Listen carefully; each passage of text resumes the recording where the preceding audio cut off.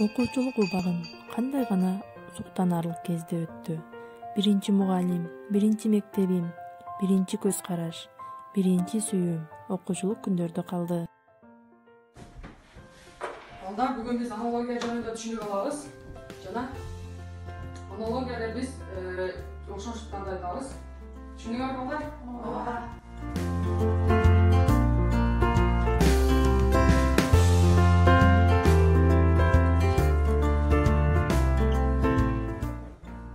Балдар, уақыт бүтті.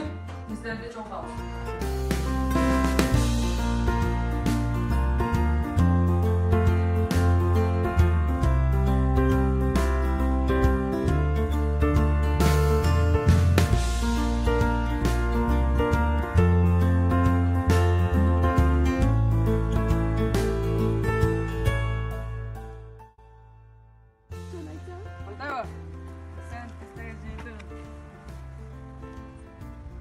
Элиза, бул эмне экен? Бул менин тесттеги жыйынтыгым.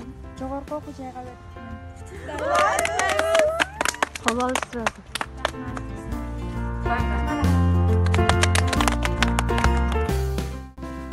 11 жыл бою классташтарым менен окуп, мына эми студенттик күндөрүм башталды.